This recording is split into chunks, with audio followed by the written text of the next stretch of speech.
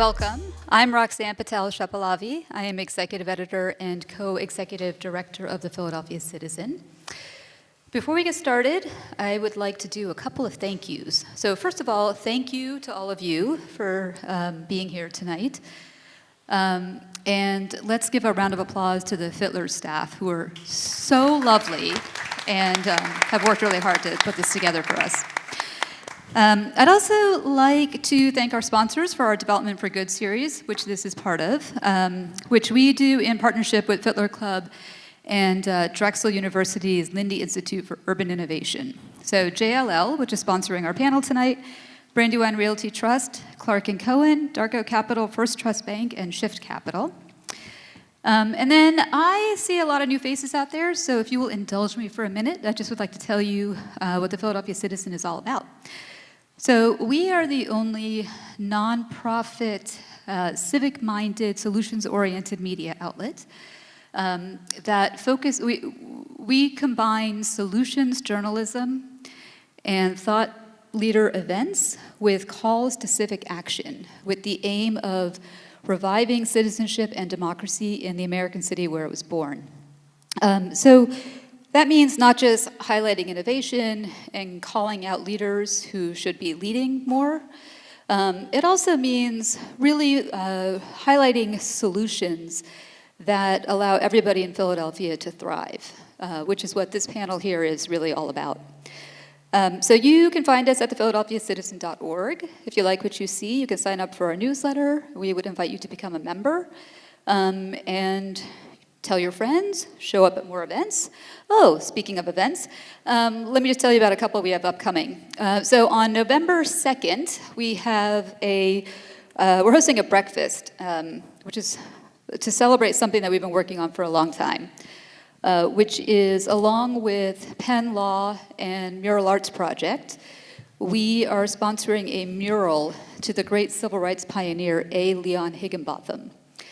And so we are having a breakfast right before the unveiling of this mural with Sherilyn Ifill, who is the former director of the NAACP Legal Defense Fund, and with Ken Frazier, former CEO of Merck, both of whom were Judge Higginbotham's mentees. So if you're interested in that, you can find more on the website, and you can talk to Ralph at the Philadelphia Citizen, who can talk to you a little bit more about how to getting involved. And then please save the date for December 15th for our 5th annual Ideas We Should Steal Festival, which is powered by Comcast, NBC Universal, and will be held this year at Comcast in their auditorium, which is maybe a reason alone to come because the view is stunning. And then, one more thing about the Citizen. Tomorrow is our 7th birthday, so welcome to be here. So now I'm going to turn to our panel, who are awesome, and I'm just going to introduce Prima Katari Gupta here, who we're really honored to have moderating this panel with all of these incredible women. She is executive director of the Central Philadelphia Development Corporation and vice president for Parks and Public Realm at the Center City District. Prima. Great. Thank you, Roxanne. It's great to be here. Over the course of the last year, a lot of our lives have returned to something resembling a pre-pandemic normal. Restaurants are full. Travel restrictions have been lifted. The bus I took to get here had very few people with masks on. People are back at the movies. In fact, Top Gun Maverick was one of the highest grossing movies of all time, and my family meaningfully contributed to that. But what's going on with the office? Nationally, a third of office workers are back full-time, and that number, unfortunately, has held flat for the last few months. I will say that Philadelphia is a lot better off than many of our peer cities. We have a large, growing residential population that supported a lot of our businesses. We have the second largest downtown residential population in America, in fact. As far as jobs go, we over-index on hospitality jobs and eds and meds, and a lot of those folks do not have portable jobs. They cannot work from home, and they've been coming downtown. We've also been doing office to residential conversions for decades. That is not a new concept to us. So in many ways, we are in a great position compared to a lot of our peer cities. But if nothing else, downtown is an ecosystem that relies on recurring activity and purchases, and there are both economic and social consequences to that money being spent elsewhere, and those workers, many of whom have a lot of privilege, retreating to their neighborhoods. It's important to note that not everyone can work from home, and the ability to do so is a massive privilege. So I'll admit it, I find a lot of conversations about the future of work overwhelming, nonsensical, unwieldy. There's just a lot going on there. And from what I can tell, there are just a lot of overlapping conversations happening at once. People talking past each other, talking about the labor market, how we work, where we work, the implications for the future of office design, the future of downtowns, community building, loneliness, talent, all of these things. So we are, instead of sort of jumping into the scrum with all at once, I think we're going to pull those apart, and I'm very lucky to have three very smart ladies to help us unpack all of this. So I have a bunch of questions that I've prepared, and I think at the end we'll have 15 or 20 minutes for you all to ask your questions, so please think about them as we're going through. So on my left, I have Crystal Ashby, who's Chief People Officer at Independence Blue Cross, Angela Val, President and CEO of Visit Philadelphia, and Kimberly Smith, Vice President of Workplace Strategy at JLL. So we've got a lot to dig into on all of the above. But first I'll ask a little bit of an icebreaker, and that question really is, how are all of you doing in light of, frankly, a difficult last few years, and what have you learned personally about work over this great experiment? So Angela, if it's okay, could I start with you? I knew you were going to pick me. I know you the best, so it was inevitable. I just want to say I saw Top Gun. It was my first movie after COVID. I wore my mask the whole time. It was but fantastic, I loved it. wasn't it? Fantastic. It was so fantastic. good. I saw it 3 times. It was great. I'm just going to say I, at some point, was struggling. It was about probably a 3 or 4 months period where I just was out of sorts for it. And I think where I ended up, after lots of conversations with my husband and friends and all the stuff, I think where I came down to is that I think there was 2 things going on with me. One, work was defining my life and who I was. That was my identity. My husband asked me to describe myself without saying anything about my job, and I had trouble doing it. And I don't want that to be my life. We also had a really hard conversation about the type of life we had and why we were doing it. And it did come out that we were doing a lot of things because our friends were doing them. And we cut out a lot of stuff, memberships and just stuff that the people who were like us also did, because there was this other thing that we wanted to do as a couple.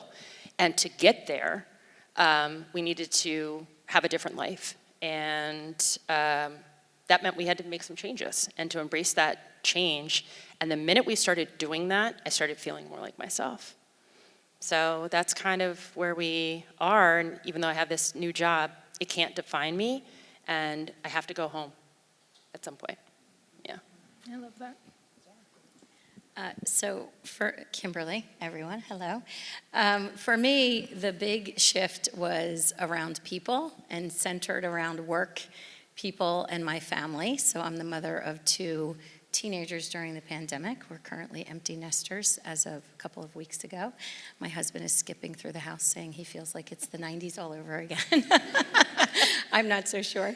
But I think the biggest part for me was understanding myself as an individual, that we were running really fast as well, but that I really missed people and the interaction, the observation, what I learned from walking down the street of a city, because we live in the suburbs in Bucks County, Pennsylvania, in the woods that's very dark with no streetlights or sidewalks.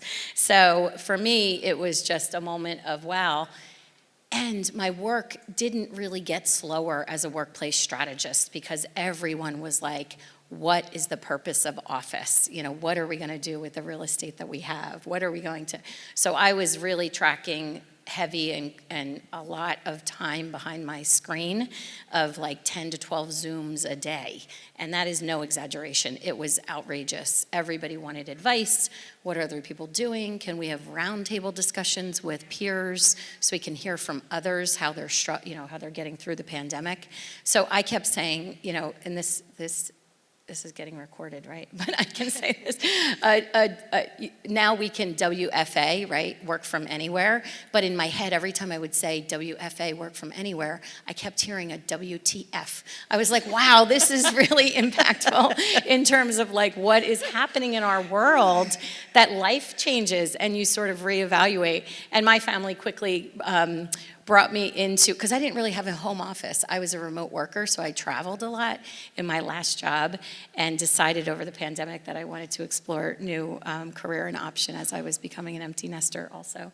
But interestingly enough, my family said to me the Sunday night before the Monday that everybody was going to be working from home, they're like, you cannot work in the kitchen at the island. You cannot open your laptop and be on a Zoom in there. So I had to convert my guest room into a private office. So it was just an interesting time for all of us. So we're all learning every day, but I have conversations about workplace, which is what we'll talk about with all of you tonight. So my situation's a little bit different from both of yours, but I really appreciated your stories. Hi, everybody. Thanks for coming out and joining us. It's great to see you. I am an introvert by nature who has lived her life as an extrovert in her work world, okay?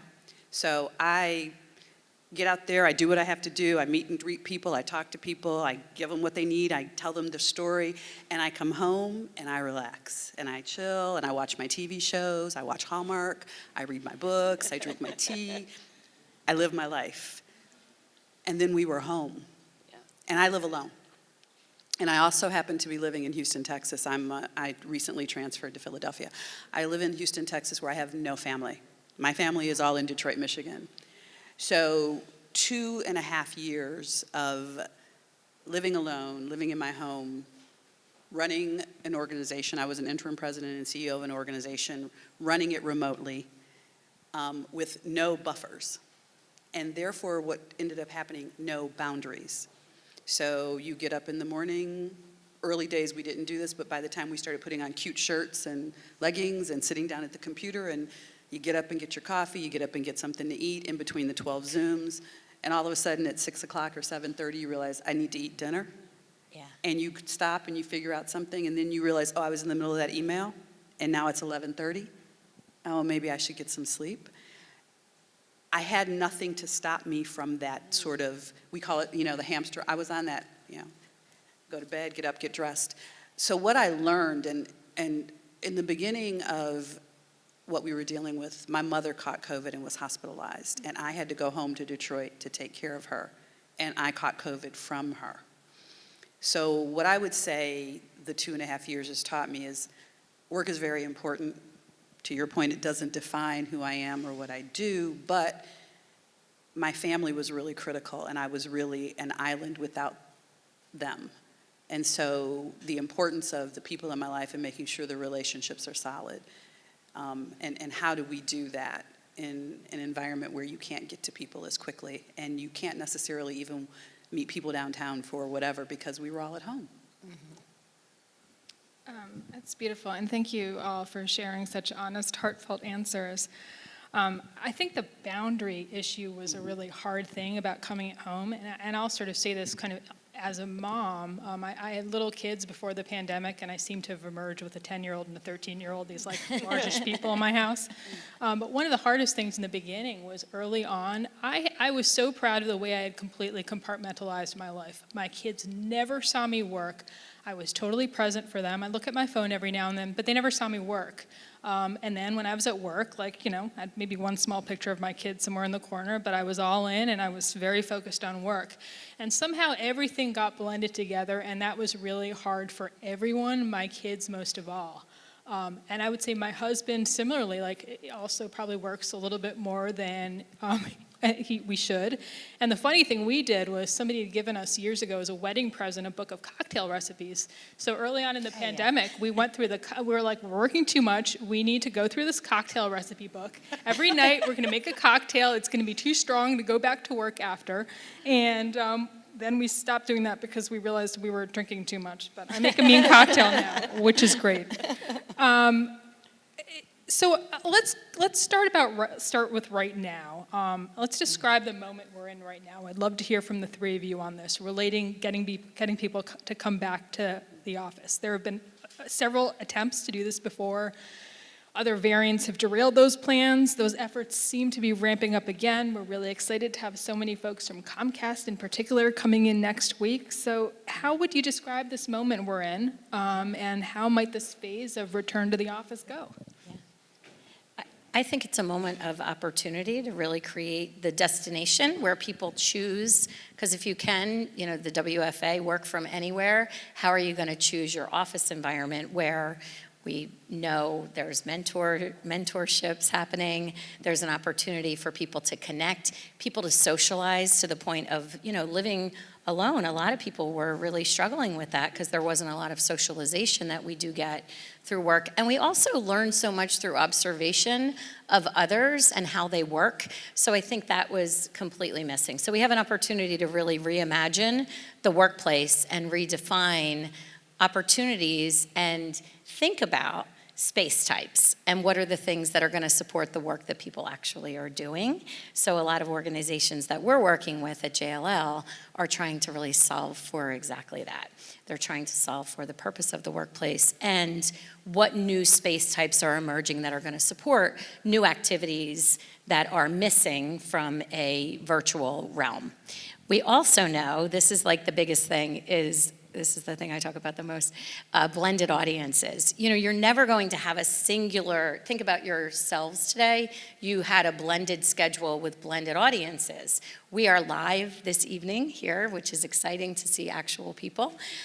However, there's times during your day that you're going to be on virtual with other people, other communities, and then with people in person. So that blended audience has to be really solved for with new space types that are going to be more like, production studios that'll be great Zoom rooms and those sorts of things. So we're trying to help people really solve for that new purpose of the workplace and what that looks like and feels like.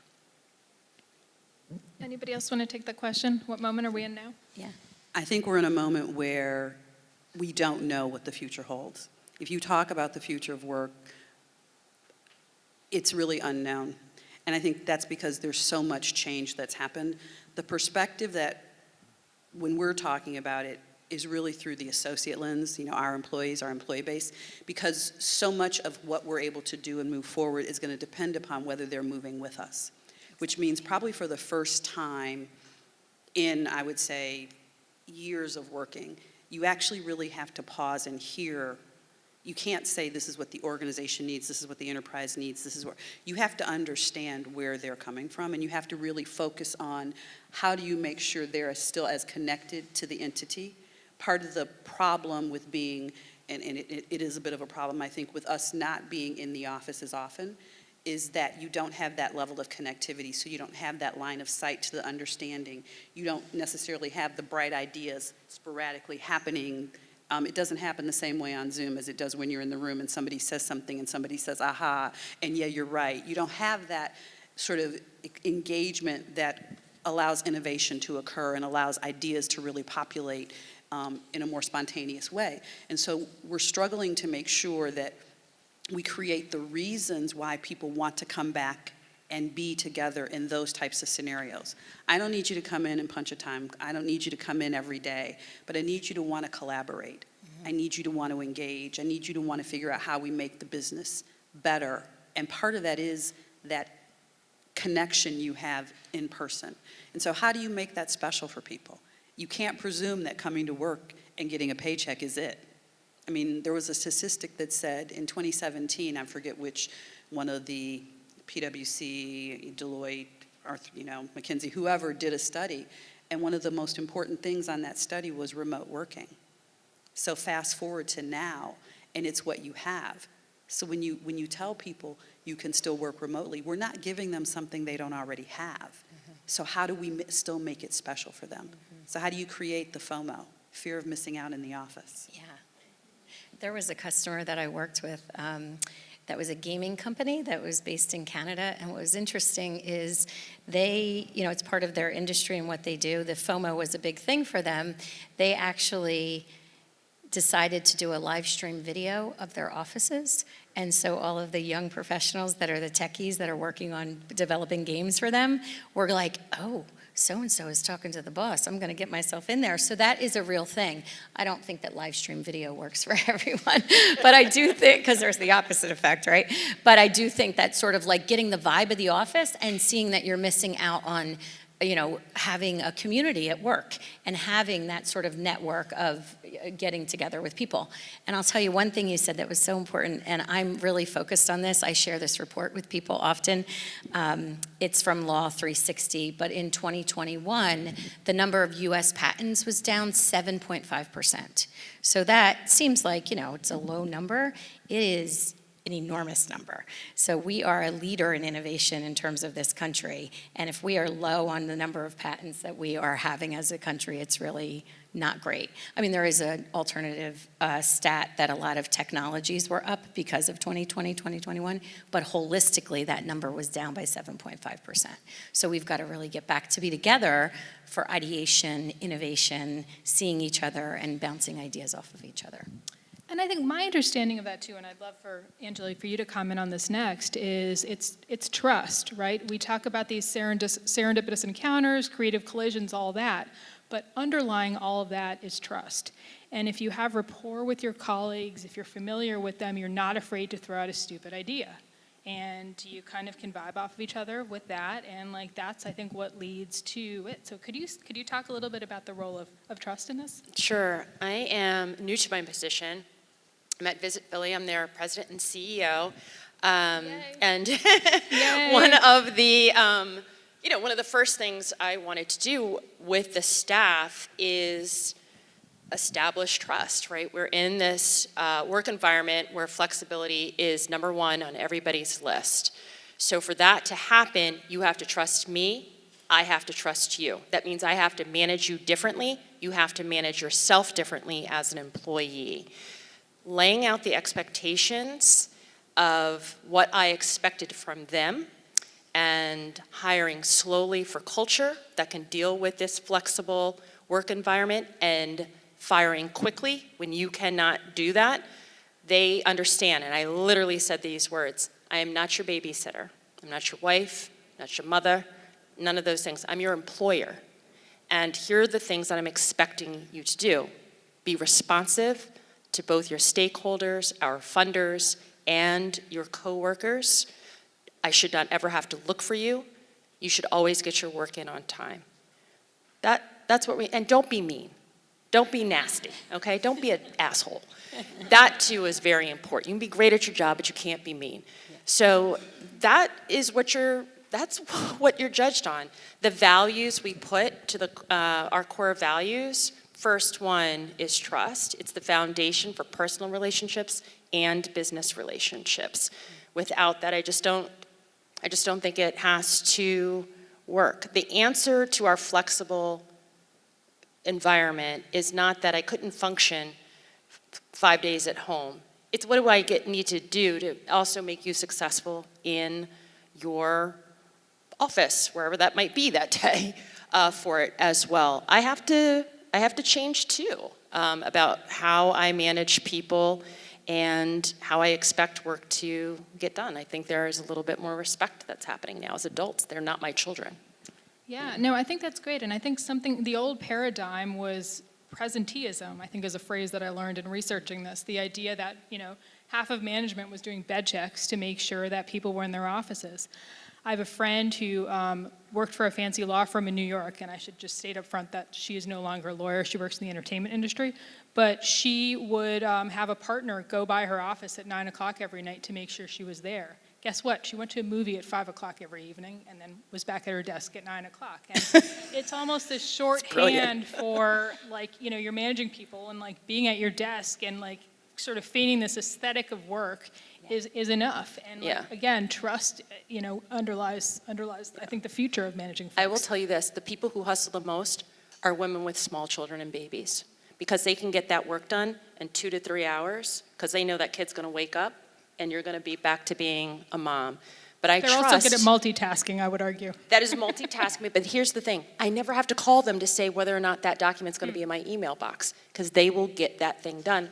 What they wanted from us was the flexibility to get the work done when they could get it done, and that's what I gave them. I used to call it split shifting when my kids were young. I would go do what I had to do and then get back to it at night because that's when I could.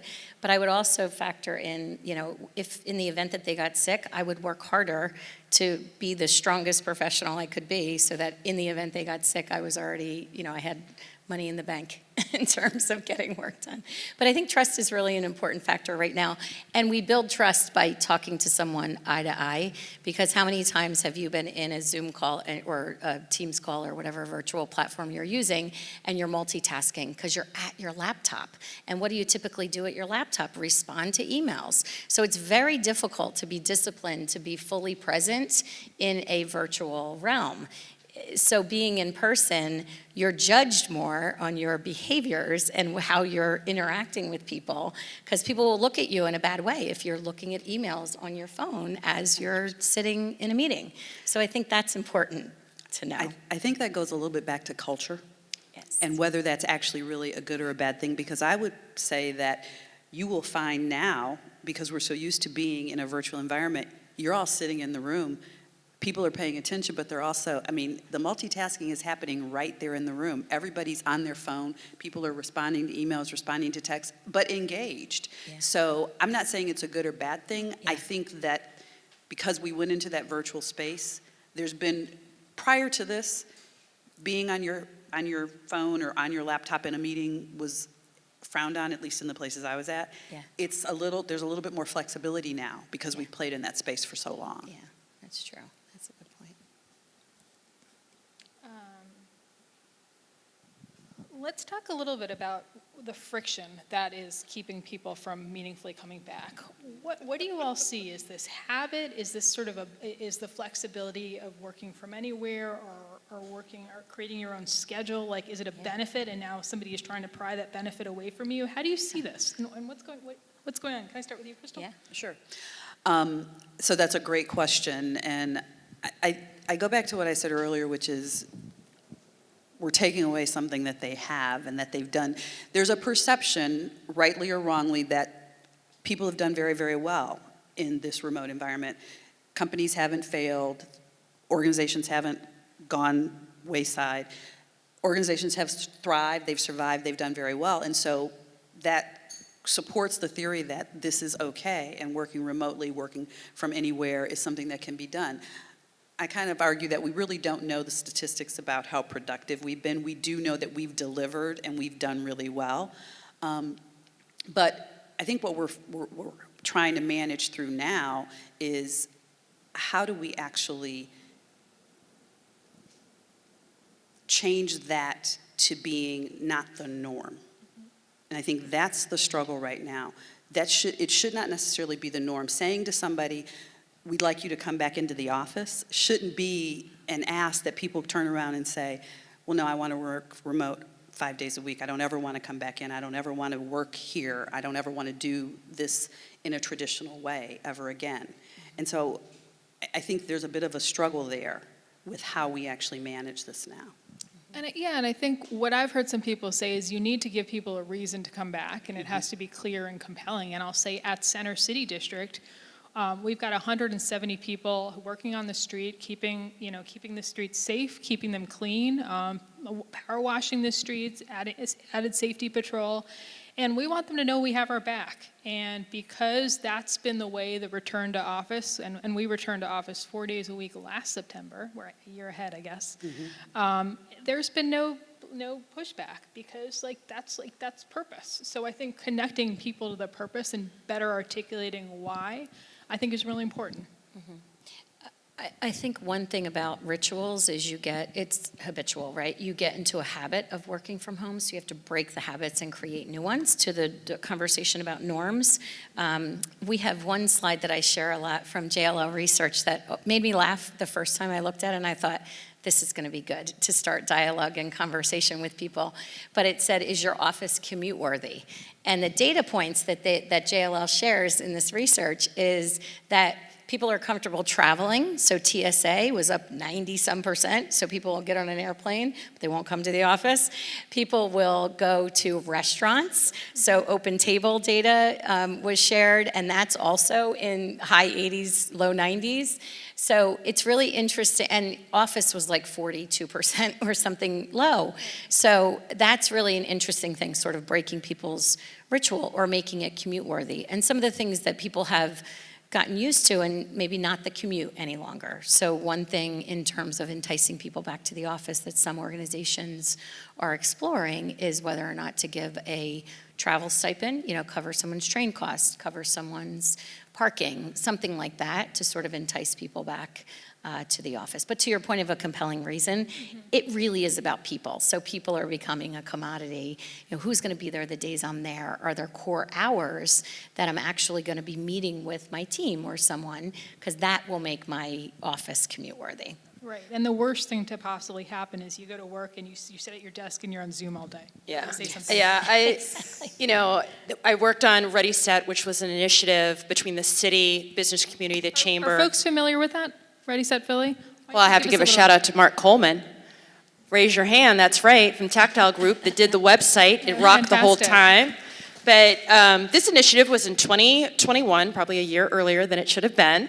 But our whole goal was to get people to come back into the office. And I heard a lot of what you were saying. People were going to restaurants, people were going to movies, people were going to a baseball game. Going to work is different, right? I chose to go to the restaurant.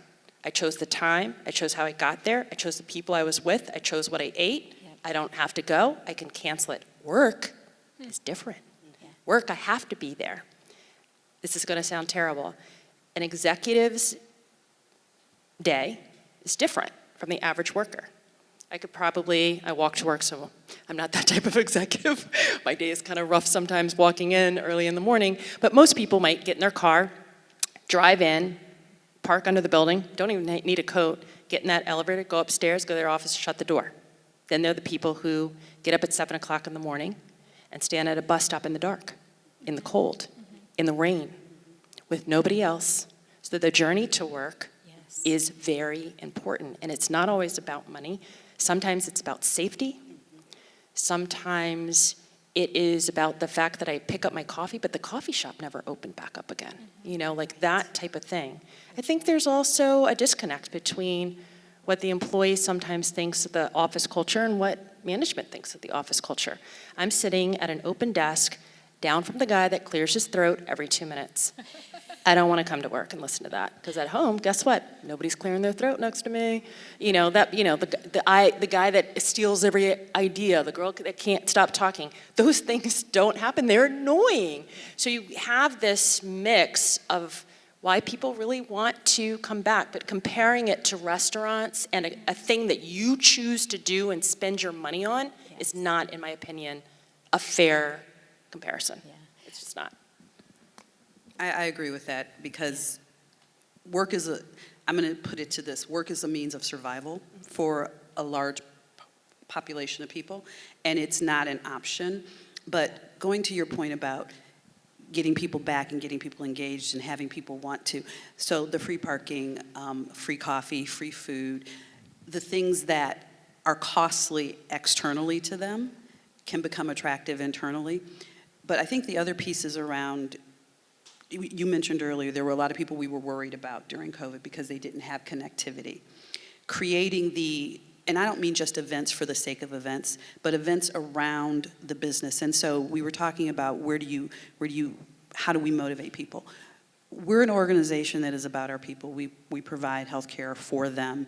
We are very connected to the community. So this now becomes an issue of how do we remind you about our mission? Because we are all about our mission. And our mission is to connect to the community outside and to provide them with this. And to do that, we have to be a full part of that community. So no, you don't have to come in every day, but you have to figure out how to engage outside of yourself. You have to figure out how to engage outside of the building. The building is nice, and it's great if we come together there. But really, what's our mission? Our mission is to connect to our population, connect to our external customer, to be engaged. And so, to your point about, no, I don't want to compare to going to the grocery store, because I stopped using those delivery services because I never got what I wanted. I always looked at my meat and went, what is this that they're bringing me? But connecting with the people, bringing the people back together has to be a part of that mission. And so you have to use that, I think, also as a tool. So going to your point, it continues to be about the people, but it's about the people based upon maybe the mission of the organization or how you need to engage with them to move them. That's great. One of the things that I've been struck by is that younger people want to be in the office, and those who are more senior seem to be enjoying hybrid work.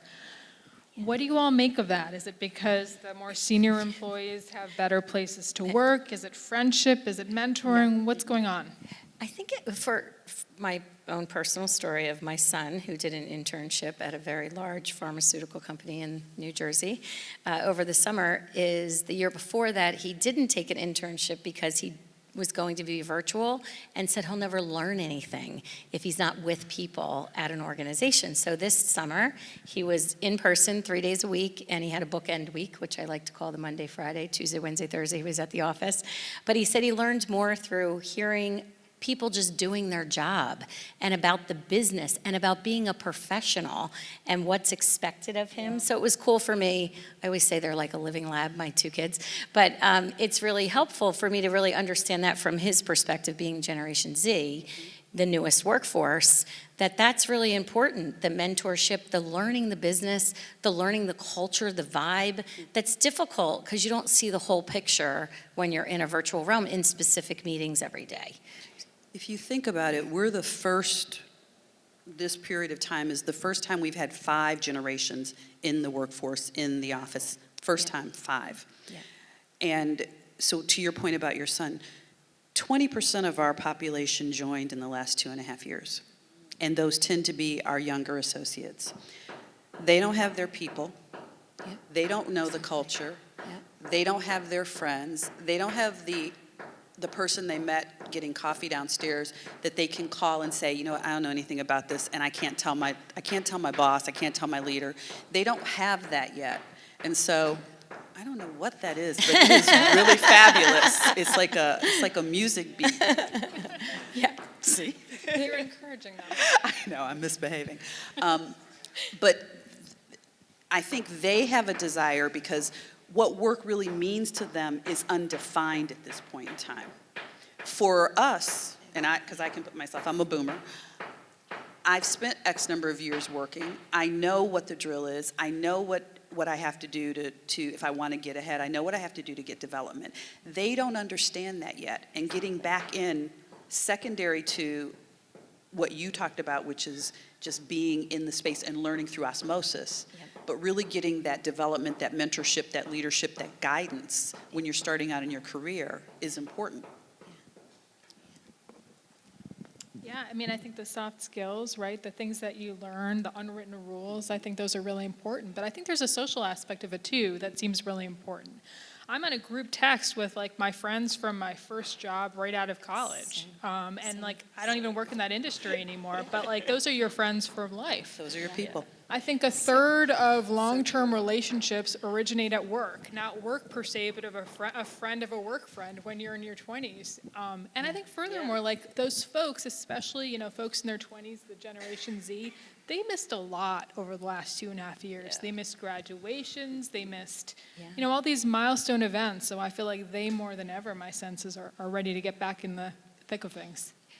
The New York Times recently published an article exactly on that topic, your friends at work. I don't know if any of you have seen it, but it was just a couple of weeks ago. And my group text of people that I first worked at Merrill Lynch in corporate real estate, we're all still connected, still see each other, and sent that around, and at first the picture looked like me. The woman in the back looked like, and I got nervous because I thought, oh, we didn't really have a lot of photographs from back then.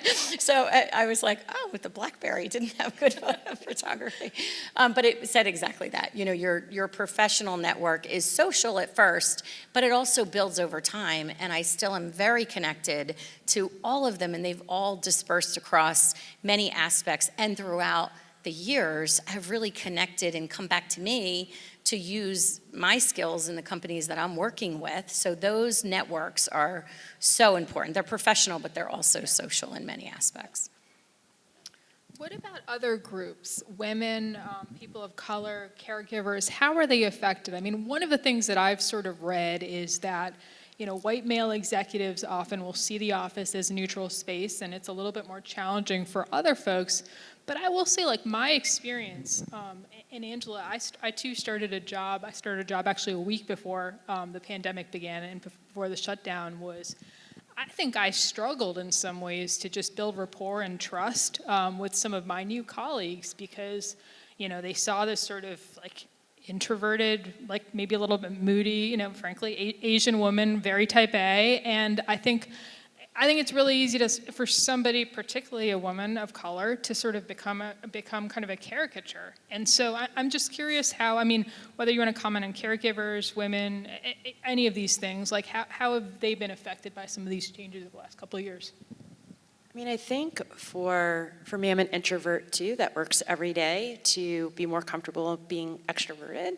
My job has pushed me, you know, even applying for the job that I have now, I was like, oh my God, I'm gonna have to do all these presentations. And I was thinking about not going for the job because I would have to like be on a panel, do an interview. And I just pushed What a loss for Philadelphia that would have been. But I would have been so much more comfortable. For me, I was in a space where I was less nervous, that I didn't have the butterflies. On Zoom, I had a chance to talk because I also don't feel comfortable interrupting people. So it was something for me that I was kind of like, this is nice. I'm also very tall and I'm very conscious sometimes about like how long my arms are, and I'm reaching for the bagel with this very long arm, you know, but with the Zoom, nobody saw my arm. Everyone's the same height. It was totally, everybody's the same height, you know? So I felt better. I felt better about being at home sometimes. I missed people, but it was the calmest I had been in a really long time after I got through my struggle, which had a lot to do with the fact that I was like probably going to lose my job, you know, but that type of thing. But yeah, I was comfortable. I was really comfortable. Anyone else? All right. Let's shift to real estate a little bit, if that's okay. Sure. And one of the things that I think is kind of interesting is that, you know, as knowledge workers have embraced hybrid work, we're not really seeing a meaningful drop in demand for office spaces yet. I think just looking around Philadelphia, the new headquarters from Morgan Lewis, about 300,000 square foot building, is still on course, I think, for delivery relatively soon. And there is the hint that Chubb may be moving to another building, though I don't think that deal is quite done. It was in the Business Journal, which would be a 500,000 square foot building, which is incredibly exciting. In New York City, they're moving forward with one of the largest real estate development projects in American history, which would be, I think, 10 towers in and around Penn Station and reconstructing Penn Station. Yeah. So, you know, what are you seeing? You know, I'll ask you this, Kimberly. Yeah, what are you please. seeing in real estate? Because it Well, seems positive. The shift is a flight to quality. So one of the ways that organizations are really looking at their real estate portfolio is, you know, we're going to go to a Class A building that has great amenities, and a lot of landlords right now are, you know, reworking their building or their campus or whatever they have to offer in terms of highly amenitized spaces. They're looking at floors of space that might be more of a space as a service or a flexible model, where you might see, you know, think of a co-working space in terms of in every building. So every landlord might be sort of looking at those sort of flexible markets for satellite offices. So maybe people are doing things like they have one location, but they're looking at a microsite or a secondary location to be closer to where their employees are, to really be a little bit more. But the flight to quality is what we're really seeing, that organizations are shifting. And, certain industries, by nature of how they've dealt with real estate, like they've used real estate as a reward. If you're the C-suite, you're going to have an office, private office, where you can host meetings and you can have a conference space, so it's a large office. Law firms, you mentioned one at the top of your comments. They also use offices because of the nature of their work is so, lots of conference calls all day long on speakerphone. So there's an interesting aspect for the flight to quality that we're really seeing.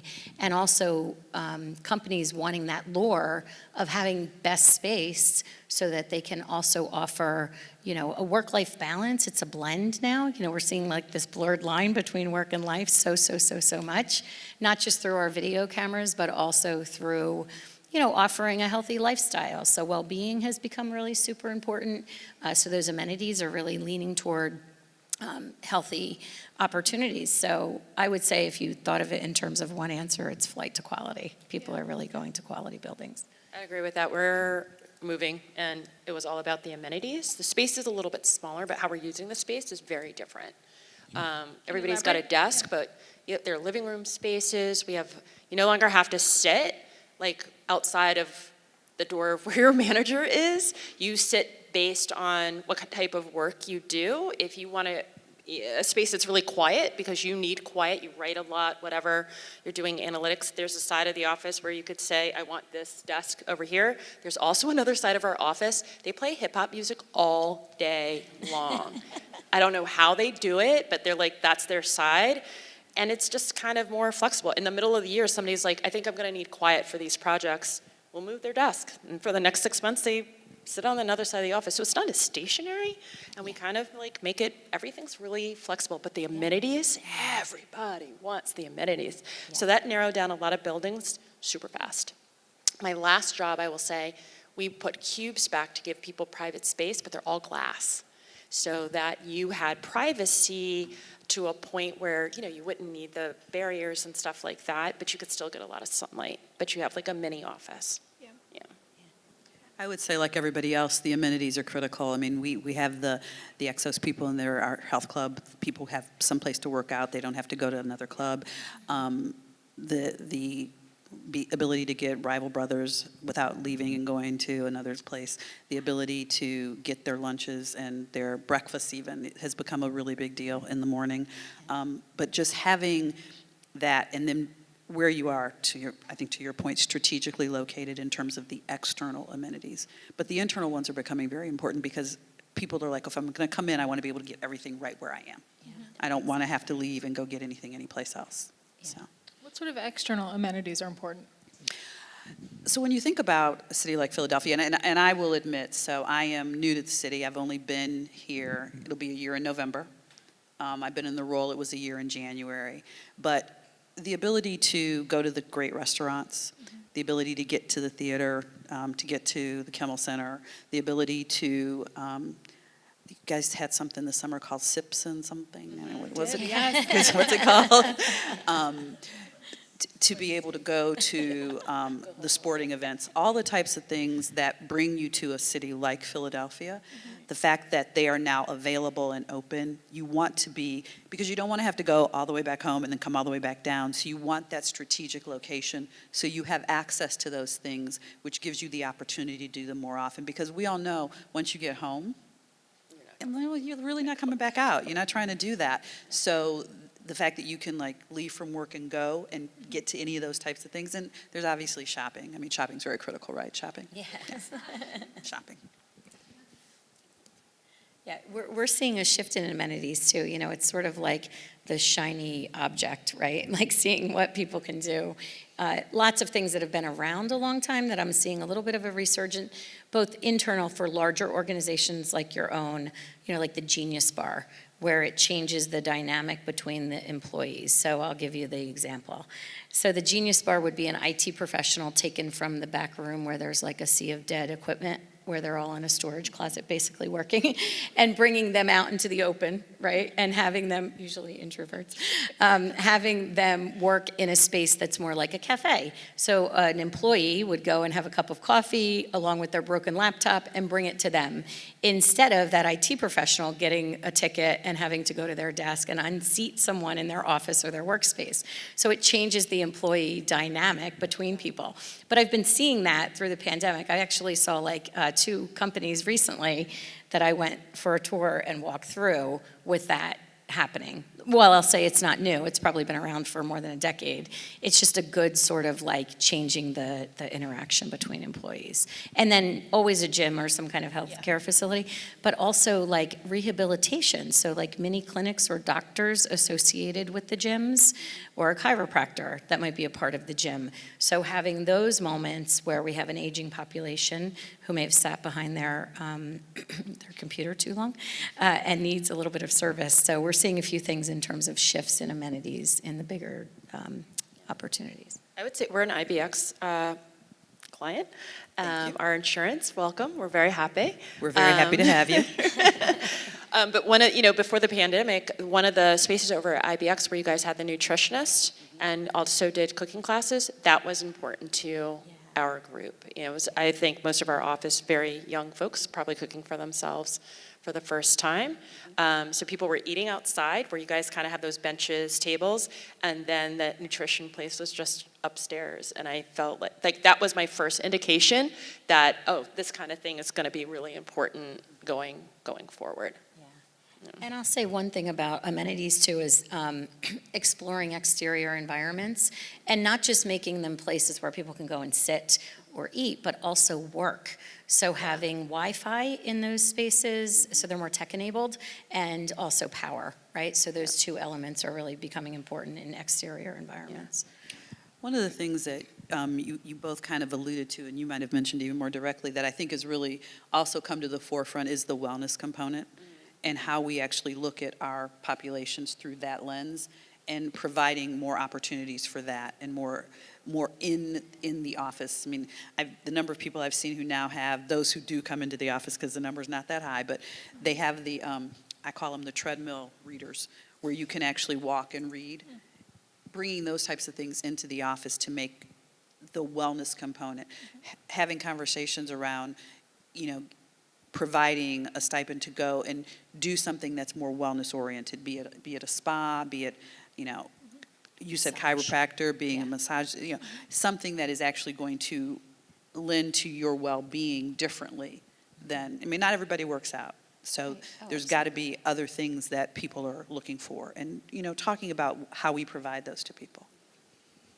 And I think that's sort of like the point to underline, right? We can't lose sight of the fact that we've all been through trauma and loss over the last couple of years. Every single person has in some way, and I think the fact that we've all sort of survived and are just generally coming out of this like with a more humane approach to kind of work and balance, I think is really positive, and frankly is really great for all of our employers too. Yep.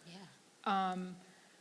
I guess the last question I'll ask is what are we kind of worried about here? And if I could, let me just throw something out there, and I'll tell you what I'm worried about.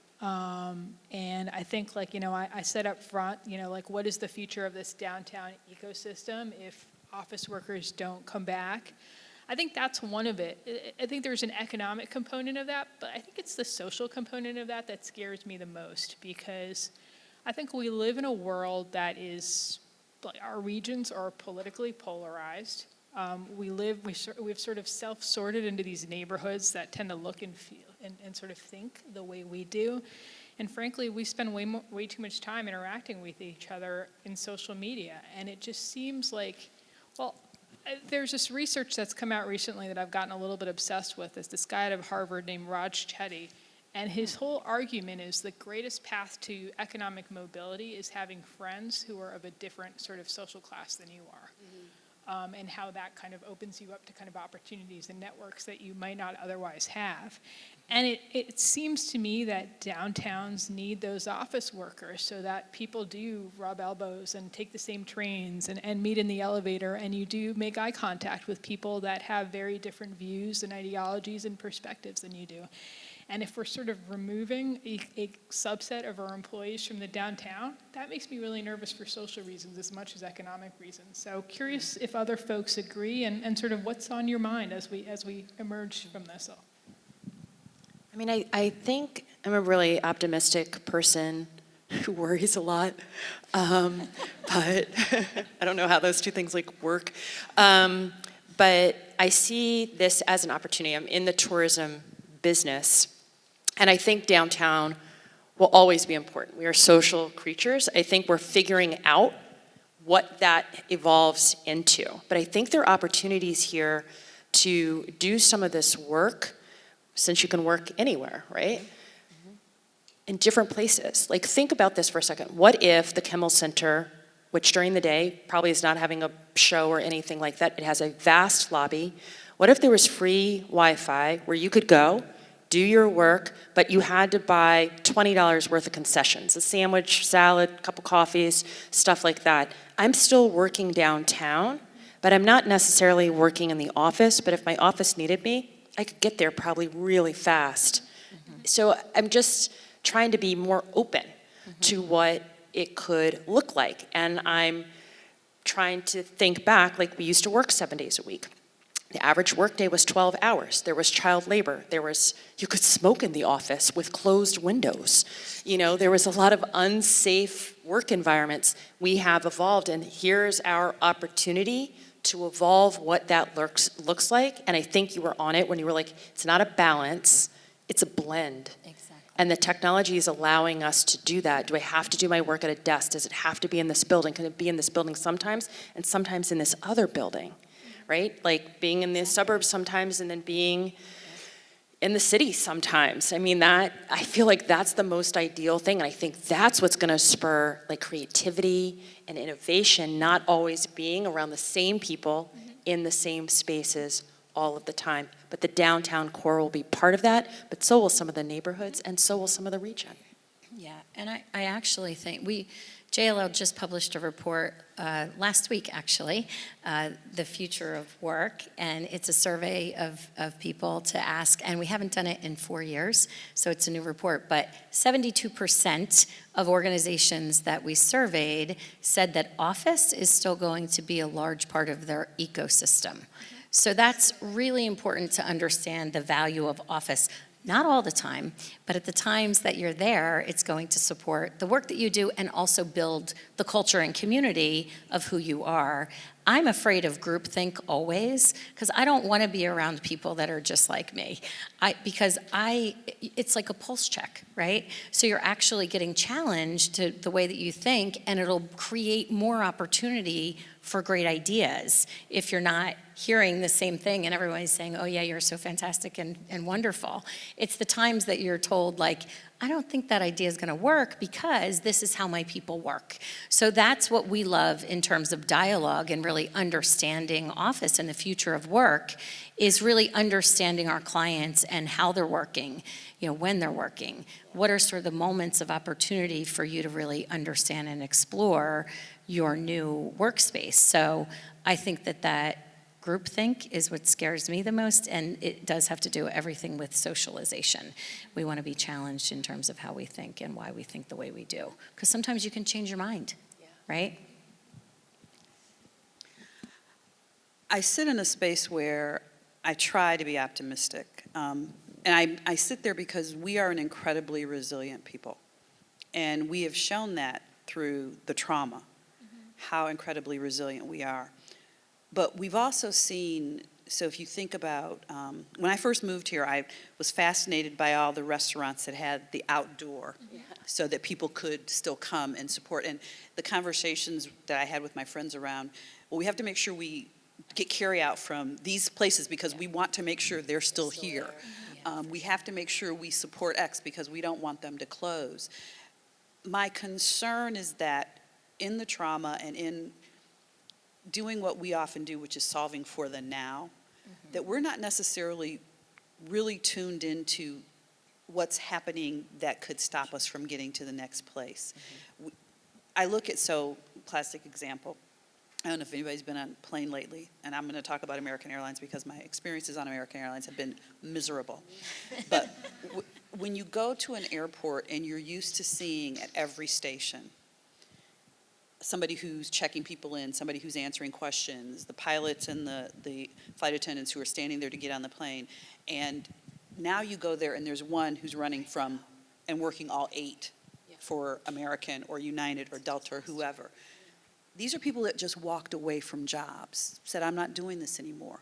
And my concern is, I don't know that we understand the reason why. We're not focused on why people are willing to walk away and not know what they're going to do next and not care about what they're going to do next because they're just done. So that's the thing that I am really worried about, because I don't think we've been too busy solving for all the other things, and I don't think we understand that yet. So. Want to do questions, Roxanne? So we're going to, can you hear me? No. Do you want? Is this on? Hello? Okay. Well, I'm going to bring this around to the, can you turn on my mic? No, I think you have to. Okay. Hi, can you hear? Whoa. Sorry. Now you can hear me.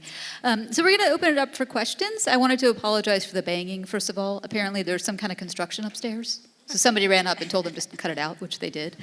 And also, I just wanted to note that one of the things that I think is kind of incredible about the time that we're in is this sort of normalizing of family life, which we kind of got from having, frankly, all women on the stage, right? Because women tend to talk about family more. But what I've thought was so lovely is that now there is, people's families are so much more exposed, and that has become like a sort of a natural part of our work life too, or more so, I think. I don't think for everybody, but I find that to be really nice. So, is this on? Okay. So I wanted to go around and ask questions. So can you guys share a mic, I guess? We'll Okay. share. Does anybody have any questions? Here, I'll start over here. I'm sorry, now I feel like I'm shouting at you. Thanks so much for a really fantastic panel. I thought you guys had a tremendous number of great points. One thing I wanted to pick up on was the idea of amenities. We sort of focus a lot on amenities in the office, but then you sort of touched on, I think, to you, the amenities that a city brings are, restaurants, culture, theater, what have you. And I think it was the Central Business District just talked about sort of firing on 2 cylinders as opposed to 6. And do you see arts and culture as a viable engine as well that would, why do I want to go to an office? Because there's stuff to do and there's places to go and I go out and meet cool people after work and go out and have fun. Yeah. Is that sort of part of the package, and how's that being funded? What's your perspective on that? I'm going to talk from a tourism perspective a little bit here. Look, often I'm asked, what makes Philadelphia different from Boston, DC, Texas, whatever? It's the people. And a city is always its people first and foremost. And during COVID, I think the most disturbing thing to me was to see empty streets and empty sidewalks. The amenities that we have in this city, whether it be a museum or a restaurant or the shops or that little special coffee shop that makes the coffee just the way you want it, is part of the experience of being in the city, whether you work here, whether you live here, whether you visit here, whether you're a student here for 4 years. And that's what we're selling. We're selling those amenities in the building, and we're selling those amenities outside. And it is just as much as our responsibility to make sure that we keep that little restaurant in our neighborhood alive by ordering from them, but also to remember what made this place special before COVID. And one of my best places, when I just need to calm down, I go sit in front of the Barnes Museum. Quiet. Can't take a picture there. They're funny about the phone thing, but it's quiet. Yeah, exactly. Large tree. It's just gorgeous. But yeah, arts and culture plays a big part. The events coming back, the festivals coming back, it plays a big part of what makes this place a livable place, a workable place, a place to visit, and a place to go to school. Any other questions? I think I saw somebody over here. Hi, I live and work here in Center City, and I have lots of employees on my team. And one of the things I'm hearing now is fear. Employees who don't live in the city, fearing coming back, safety. They're seeing like Wawa's half empty, Rite Aid is closing. Do you have any thoughts about that? I'm trying to make them feel safe. I live and work here, but people are reading the newspaper and getting worried. Should I take it? Oh, you're Ready, Set, Philly. We can get this to you. Although the initiative has ended, where it started to evolve to was from us trying to deal with the health and safety issues around COVID to a safety issue, your physical safety, not your health safety.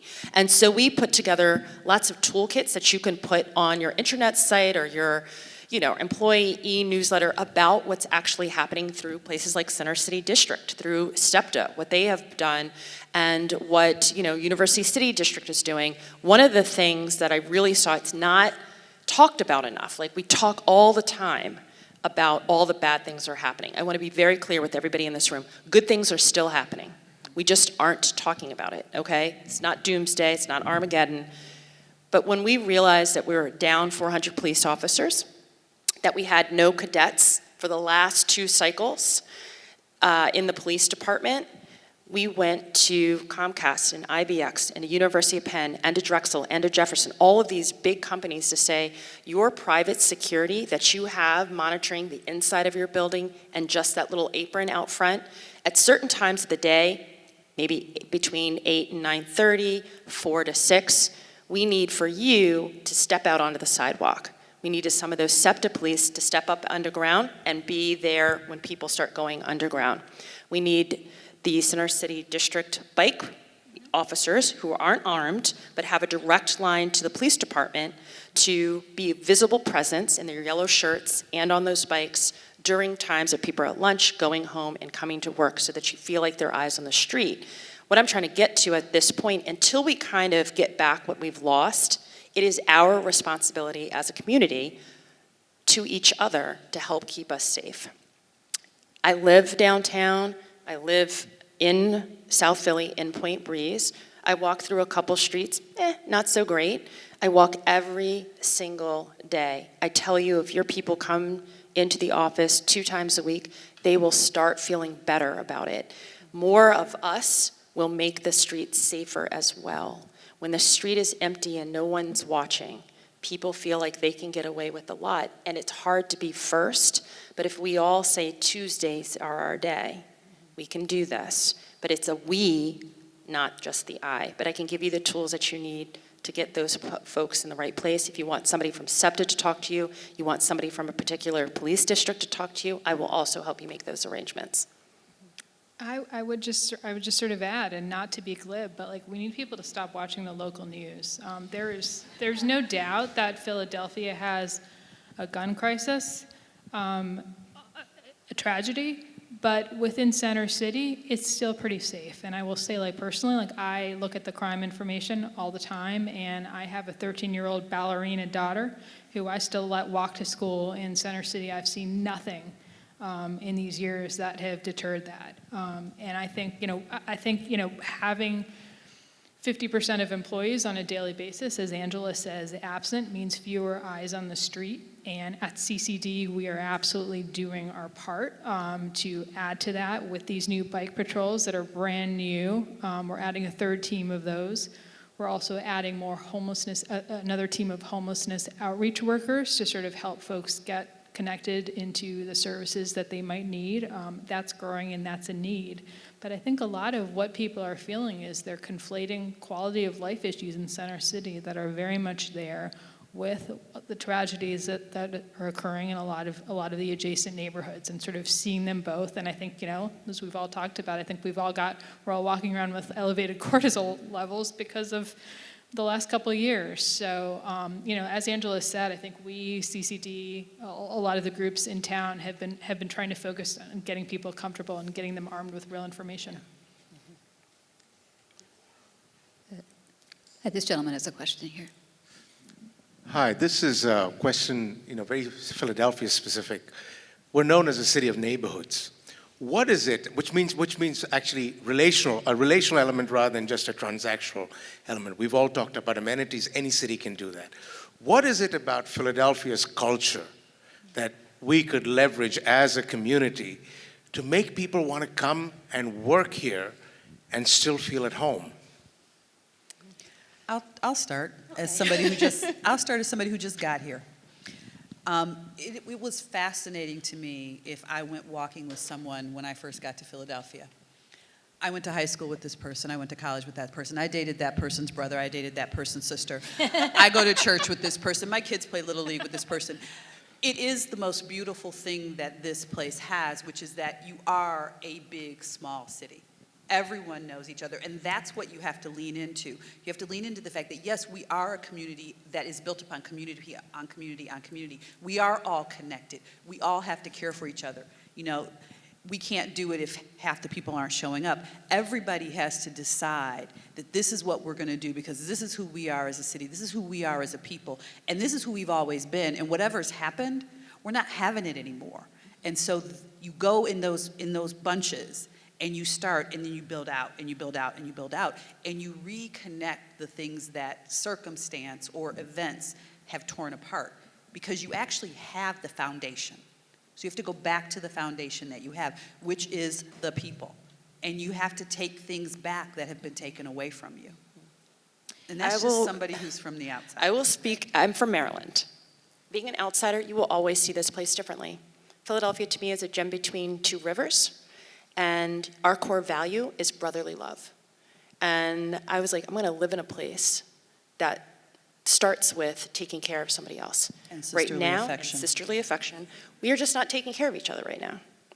And that's what I feel like is missing. But that's the thing that I think is making it feel different to me. The embrace I have had, even though I can't answer the question of where I went to high school, and I didn't date anyone from this area, I feel embraced by this city, and it's been a huge part of my life, and I wouldn't live any place else. I think one thing about Philadelphia, too, that we always have to sort of think about from a foundational level is what happened here. You know, we the people. That's why it's a city of people, right? So we were the city of first. And, you know, there's an organization called Philadelphia 250. Does anybody know about the 250th year anniversary of the country, birth of the country? So Philadelphia, that year, PHL 250, it's going to be 2026, if anybody hasn't done the math. It's going to be an amazing celebration during that year. And I think specifically it's going to happen, you know, nationally across the country. But here in the city of Philadelphia, it's going to be, you know, the city of firsts. There's so many first things that have happened here historically that I think that that's a really important element that people really connect to in terms of a community too. So, I'll come over here.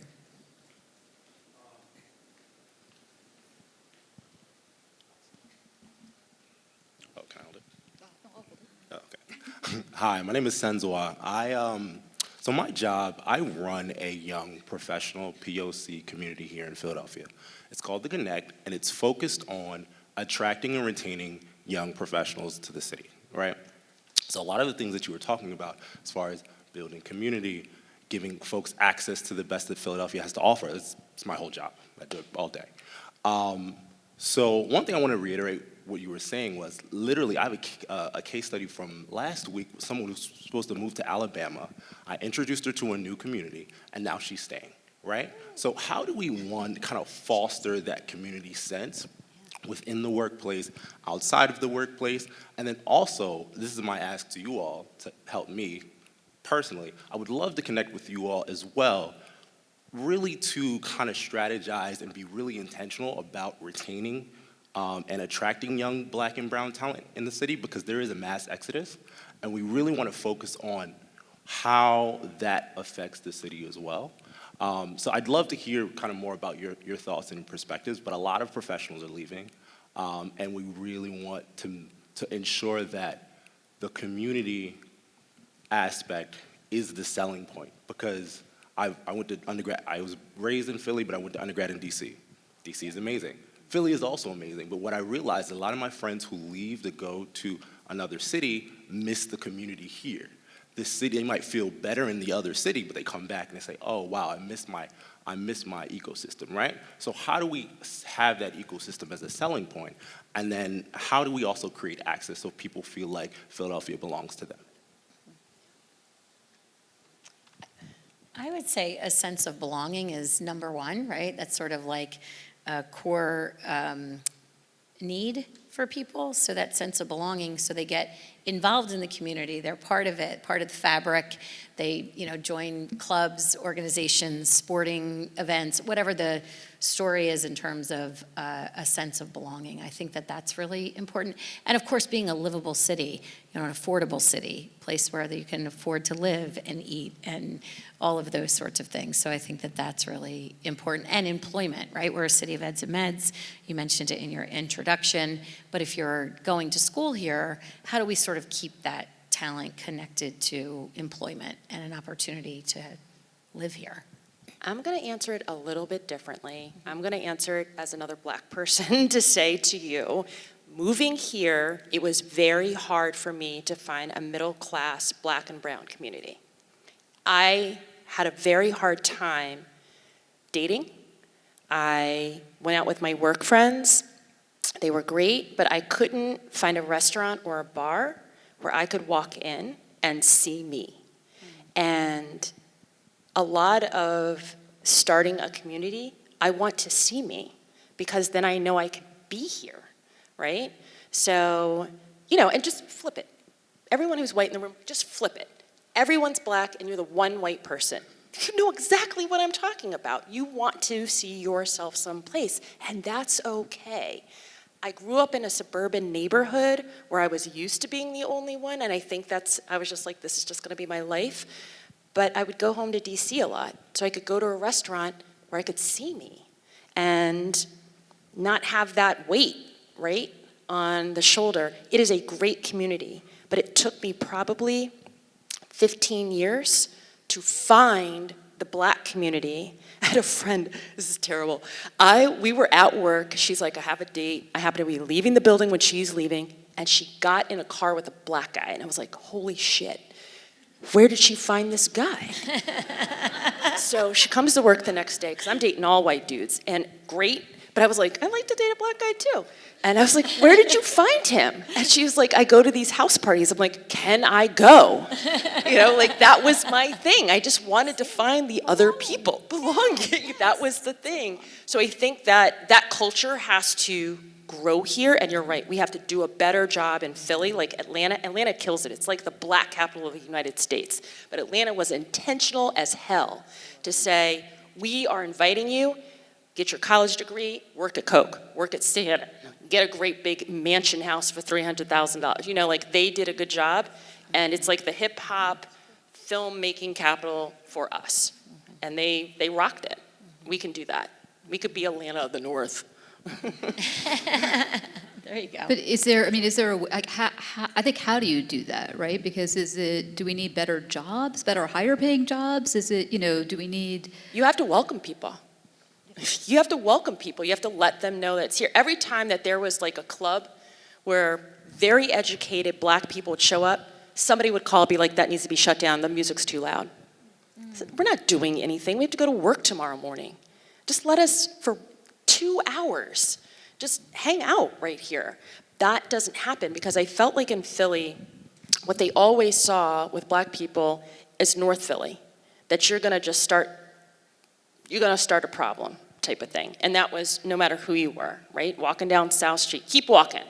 If I'm tired, my feet hurt, you just don't feel welcomed. It has to start with that. There has to be a place where we can go, where we're not going to be asked to pay before we order a meal, not shut down because you think the music's too loud. Whatever it is, that is where it has to start. We will work within our community and be like, this place is it. I have a great time here. We will talk to each other and say, you need to come here.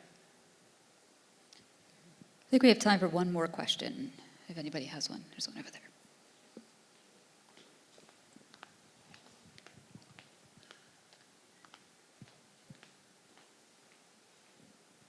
How you guys doing? Phil Butler from JLO. I think that you guys have said some really profound stuff. Speaking, I guess, staying on topic with the young people and attracting and keeping young talent, specifically of people of color. How do you, in your own organizations, nurture the young people that have come in? Like you said, there's a lot of people within the workforce over the past 2 years. But then we also see a lot of senior guys who don't want to come in as much. How do we find that balance or blend between, nurturing and making sure these people are able to grow with also having that balance of being able to stay outside of the office? I mean, I'll start. I think it's really important for managers to show their vulnerability. I think that's how you sort of, make yourself, I think, a little bit more accessible. I would say at the beginning of the pandemic, and Roxanne, you made this point really beautifully in your recap, but I made a point of telling my kids at various points to interrupt me on Zoom when I was in Zoom for work. Because as a leader of the organization, as the only VP at Center City District with young children, I wanted to show other people that, like, hey, this is messy, this is hard for everyone, and live your life. Don't feel like you need to hide. Don't, add stress to an already stressful situation. But, I'm always really open with what I'm struggling with or what I'm hard or, what bullshit, microaggression I just dealt with and how it affected me. I think all of that is really important, and I think it sort of, kind of builds a little bit of a solidarity among kind of a group that's sort of coming up, and it's something that I've really tried hard to do. So, I mean, that's it. I think embrace your vulnerability and just sort of be authentic. I don't know that I still struggle with the whole bring your whole self to work because it's don't do that. No, I don't. No. Thank you. Yes, don't do that. Stop it.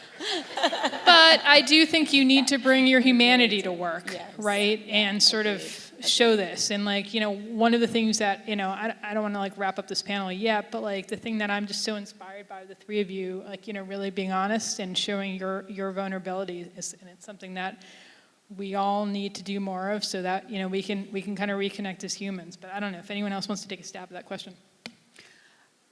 I think, hi, what's your name? Phil Butler. Hi, Phil, nice to meet you.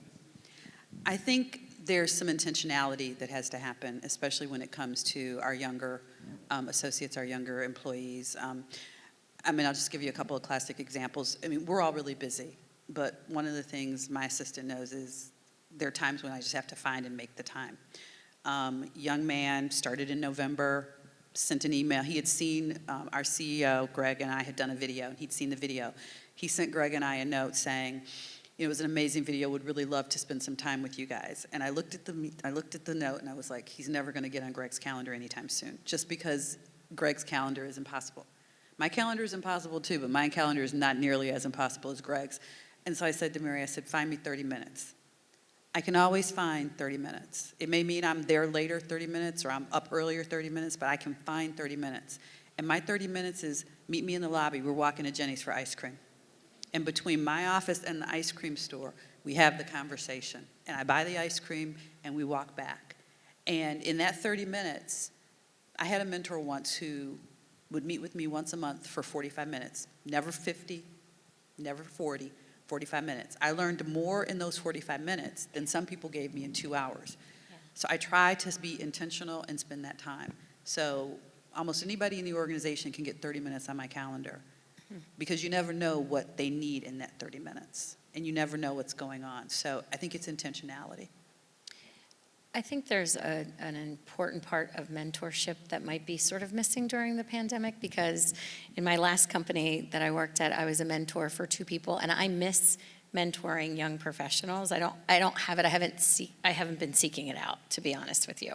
So I should, but you need it up and down. So Phil, you need somebody who's higher than you always, and then someone who you're mentoring too. So it's sort of like a cycle of give and take. And I think you learn through all of those experiences because I don't know the curiosities of younger professionals right now. I want to know and learn because that's really the future of who we're going to be. So it's like a reciprocal relationship when you have a mentor and a mentee.